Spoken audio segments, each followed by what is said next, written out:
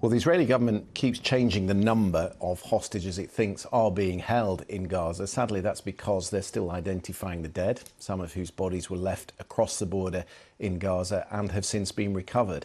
At the last count, we were told there were 240 hostages. That does not include the 4 that were released in the past 2 weeks and the 1 Israeli soldier that was freed. We've had a second video of 3 of the hostages that was released earlier in the week, but aside from that, very little detail on their whereabouts or welfare. And that, of course, leads to immense frustration among relatives and friends of those taken. In fact, there were more protests today in Tel Aviv, with families demanding to know more from the government, as well as more vocal demands now for that humanitarian pause, at least to give some space for the negotiations to continue.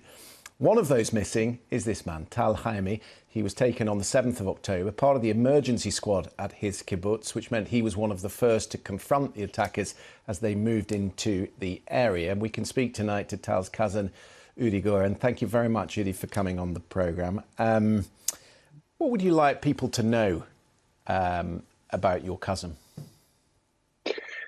Thank you, Christian, for having me on and continue to bring this topic, to the front, because this is crucial. I've heard your previous interviewees, and I think that the statements that they've made about how crucial a ceasefire is right now has to be stated over and over again. Tal, my cousin, is an average guy.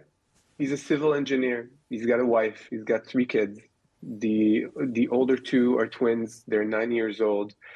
They are torn apart. They're sick with worry. They don't understand where their dad is. They've been living under these circumstances of continuous bombardment from Gaza year in and year out. But it's become a routine. And obviously what happened on October 7th has nothing to do with this routine. And, they're away from their kibbutz. It's not even clear when they'll be back. The entire community, not just theirs. And it's just a horrible, horrible situation all around. I can't really imagine what it must be like to watch these videos from Gaza. Does it give you some hope, though? Seeing the destruction in Gaza? No, the videos of the hostages that were released earlier in the week. Of the hostages. In a way, yes. And the biggest frustration at this point, and you've mentioned it with the emerging protests, is that we, the families of the hostages, just can't trust anyone. We don't trust our government, that they're doing their best to bring them back. Obviously, we don't trust Hamas. And what happens in Qatar, you just had Mr. Atani speak, and I'm sure they mean well at this point. They have an interest to make this happen. But who knows? It's like it's all this mind game that goes over our heads. And we are not getting any clear answers. And all we have left is to use, basics, common sense. And I don't see in any way, how bombing Gaza to the ground is going to get my cousin back. I don't see any kind of scenario how this is getting him back alive sooner. You'll know that the Prime Minister, Benjamin Netanyahu, says the work will continue on 2 parallel tracks. So they will continue to squeeze Hamas militarily, he says, while negotiating through Qatar for their release. He says only by increasing the pressure will they force Hamas to release them. It doesn't sound to me like you believe that is the right strategy, though. Netanyahu has very little credibility in Israel. Very, very little at this point. And their communication has been awful with the families.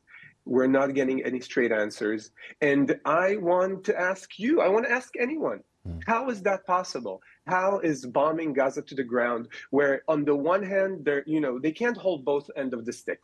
Because if on the one hand, they claim that Hamas cares absolutely nothing about the civilians of Gaza, which is what people say all the time, what we say, and what we see And what the Hamas themselves say, the tunnels are for us, they're not for the Gazans.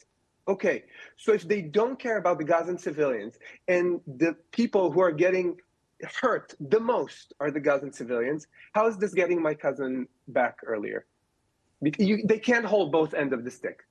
Because you've mentioned that 130 Hamas fighters were killed in this incursion when we already suffered 20 losses of our own soldiers. There are estimates of between 40,000 and 50,000 Hamas soldiers.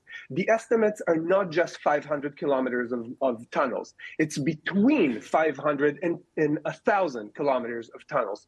So unless we just wipe Gaza to the ground and just, blow it up in the air, I don't see how winning this war is feasible. And what does it even mean? Winning this war. We need to define a win. I haven't heard anyone from my government say what is a win. We're gonna win over Hamas.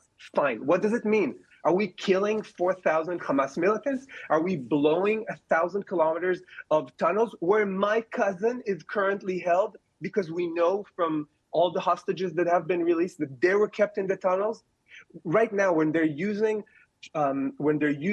penetrating bombs, bunker penetrating bombs to destroy the tunnels, do they know for fact they're not killing the hostages? They don't, because they don't know where they are. No.